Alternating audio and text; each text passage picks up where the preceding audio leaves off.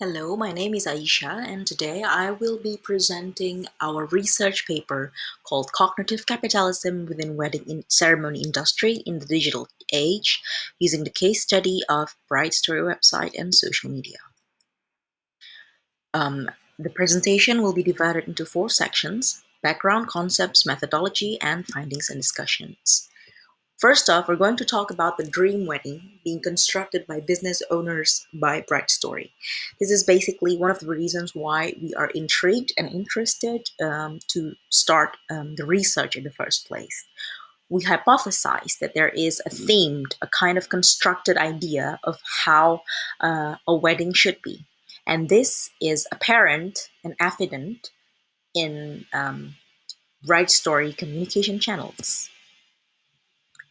So while their tagline is making dream weddings possible, we see their tagline in their honest translation as making advantage of weddings as social reproduction. So we took a look at the two main platforms of Bright Story, which is website and their social media. Hence, the research questions would be two. First is to analyze how is the concept of dream wedding being constructed on Bright Story channels, and second is to understand, with regards to that previous construction, how does cognitive capitalism operate within Bright Story environment. Okay, so we use this research framework to help understand the flow of our research and where everything actually stands. On the top of the pyramid, we see Bright Story as the producer of the dream wedding ideology, and they do that via 3 channels, which are website interface, website articles, and social media. We'll talk about it later. And then in the middle of the pyramid, we see wedding vendors as the clients of Bright Story, like very in very various forms and shapes. You name it, like catering vendors, decorating vendors, to entertainment vendors. They all fall into this part of the pyramid. At this part of the pyramid, they are becoming the vehicle of Bright Story's ideology. And in that part of the pyramid as well, they're experiencing what we call cognitive capitalism. But the first type of cognitive capitalism, because there are actually 2 types of cognitive capitalism here. There is Verlag system, or the putting out system, and then there is value network system. So at this part of the pyramid, the wedding vendors actually use the website and the Bright Story social media as a marketplace. And not only the vendors are doing it, but also the brides and grooms to be. So they find website and social media as a useful marketplace that serves and caters their demands.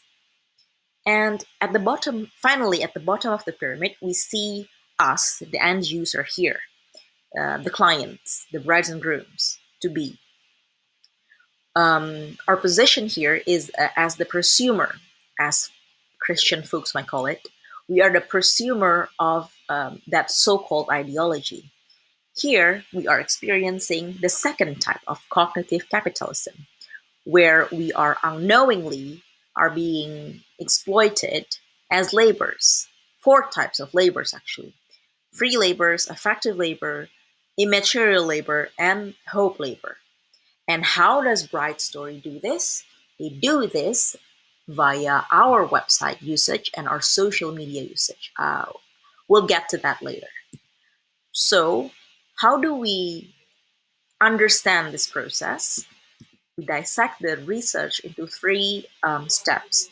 First, we analyze the website interface to identify the construction of ideology in Bright Story website interface.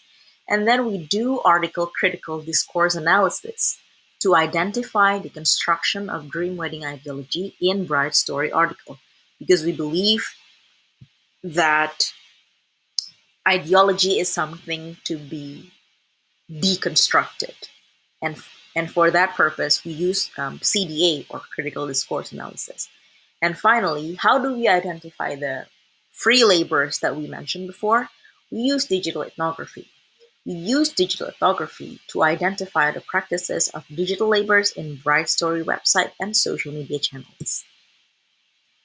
And from that, we find some major findings. First off, the first finding is the construction of dream wedding in Bright Story website interface. Here, we could see that from our website interface analytics, we happen to see how Bright Story website strategically use their website as a vehicle to construct that dream wedding ideology. And the units of analysis of that includes homepage, page title, page order, vendor categorization, and vendor recommendation. So in the homepage, we could see they have strategically placed Bright Story Pay banner on top of their homepage.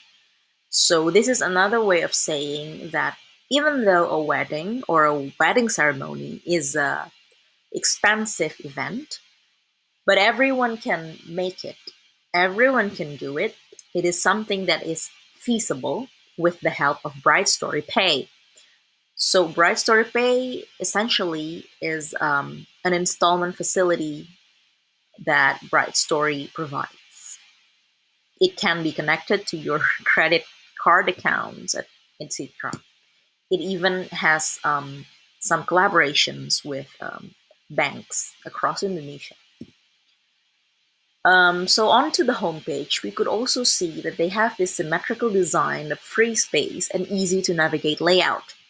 According to Gain and Beer, this is part of their trick or part of their tactic to give the illusion of control over limitless information. It's looking very smooth and very navigatable. It's making customers feel like they could spend hours on this website, and it's very easy to use. Moving on to Tagline, if we ever stumble upon Bright Story on Google, we could see that this would be the title that will emerge upon our very first search. It uses the word Bright Story,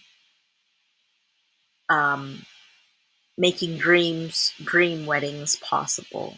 And it only takes 1 minute to start your wedding journey, etc., etc. So in a sense, it is appearing as a friend, quote unquote, to help making, quote unquote, dream wedding come true. And then we move on to page order, right? We see here that that Bright Story website is actually managed in such a way that is pretty questionable actually to us, because what we can see here at the web, you could see that the 5 top sections that they put here are venue, videography, hair and makeups, bridal, and then catering. When you talk about a wedding, of course, venue is of high of paramount importance. But why put aside catering after venue? So obviously, we're seeing here that Right Story is trying to make videography industry gaining more importance than other aspects of weddings, even more important than the brides itself or the hair and makeup itself. So it's kind of its way to subconsciously lead us into believing that videography and photography is the most important thing of all in a wedding, when actually you don't. It's not. And then parallel to the previous part we just mentioned, they also lay down the vendor category, not based on popular searches, But actually, because these sectors are probably they the parts that bring the most revenue to Bright Story. But then it is also a possibility that these six categories of vendors are the most frequently sought by users. But we might need to have um, a further research on that. So moving on to vendors recommendation. Um, when you take a look at it in a glimpse, you might assume that it appears based on rating, but it's not. It's not. When you take a look closely, you could see that the wedding pantry right here, for example, it does not have a star or any significant reviewers, but somehow it is stored right here at the second place, appearing as if it is the second best. By using this, Bright Story actually creates the illusion that these vendors are popular vendors. And then, therefore, they will become vendors that they must also partner with to organize their dream wedding parties when they not necessarily are. And then, second finding is the construction of dream wedding in Bright Story article.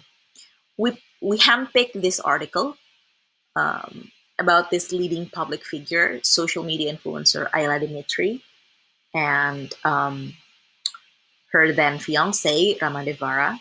They got married at the Four Seasons, and because of her gaining popularity, we decided to choose this article to dissect and deconstruct this article.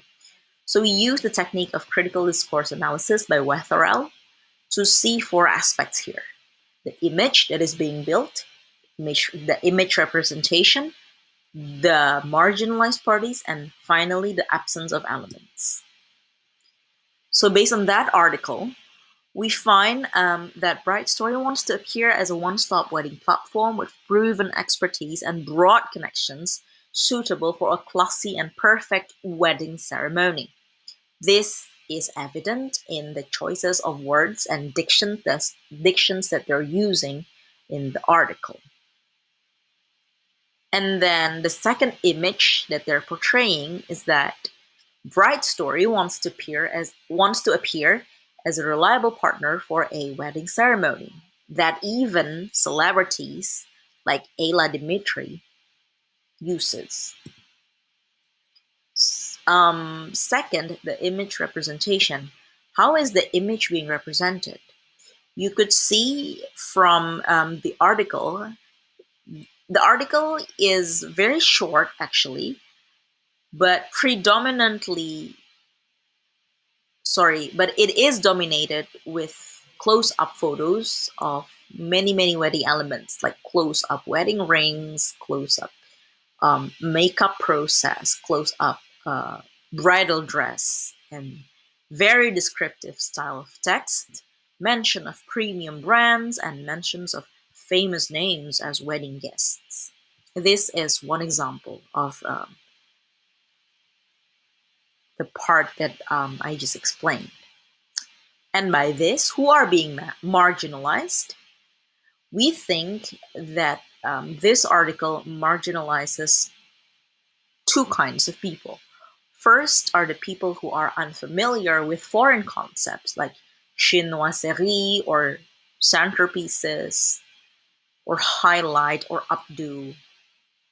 And then they also marginalize financial capability of readers.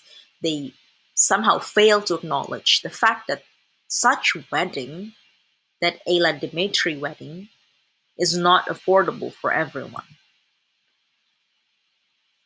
So there are four missing elements here. First is the price.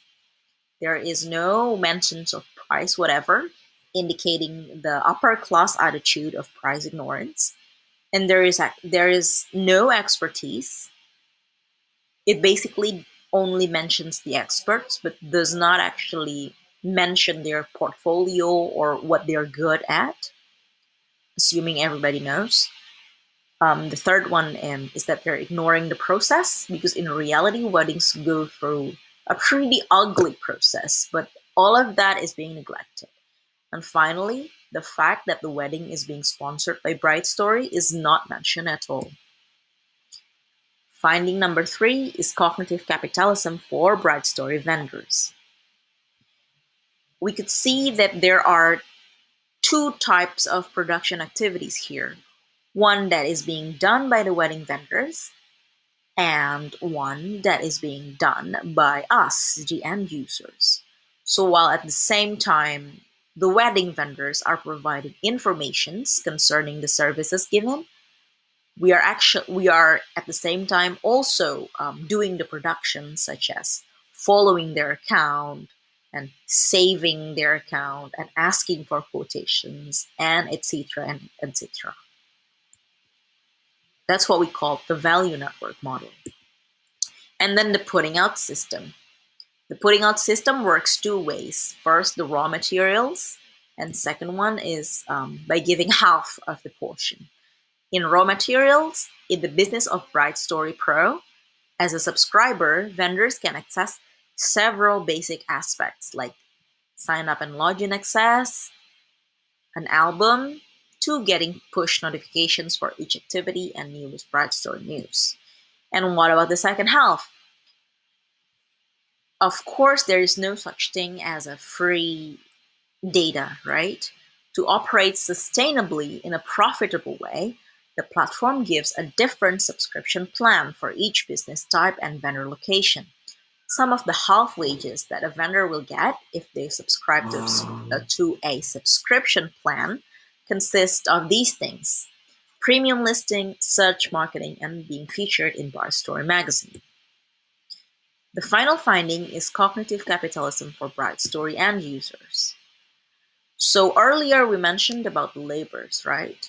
There are four types of labors. The first one is the free labor. So which free labor that is the most effective in generating traffic? So our data shows that Pinterest is the biggest source of traffic in Bright Story website. So by looking at the logic of cognitive capitalism, Pinterest's account contribution towards Bright Story web traffic can be seen as a form of lucrative capital accumulation, because Bright Story as an owner is only responsible for the curation in form of thematically arranged boards in a certain period and letting the market do the rest through repinning activities that they do from time to time. Second one is the immaterial labor. There are two types of immaterial labor. First is the informational content and then cultural content. And based on these two aspects, it appears that Bright Story Instagram account has the largest immaterial labor with the hashtag wedding inspiration as one of the most frequently used keywords after a wedding. With this, it appears that Bright Story is actively engaging in cognitive capitalism through Instagram. And then there's effective labor, that is essentially the data that users share unconsciously and do voluntarily, which is then being used by Bright Story for the benefit of their marketing. So there are four types of effective labors: the traffic overview, the search keyword, the audience overview, and competitor and similar sites. And finally, there is a hope labor. Bright Story strategically utilizes this motivation with the logic of cognitive capitalism, which periodically chooses lucky posts to be reviewed in one of the feature rubrics on its social media. The higher the volume of posts, the greater the number of exposures received by Bright Story. So essentially, they're using the hashtag of a person who tags them and then reposting that lucky person, so that by doing so, more and more customers will be thrilled, will be intrigued to take part of that fun activity.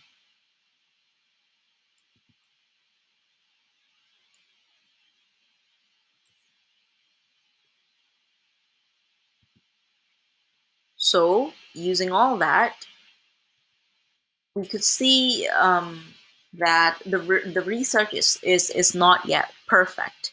It has several weaknesses. First, in this research, we're still seeing audience as passive and dominated.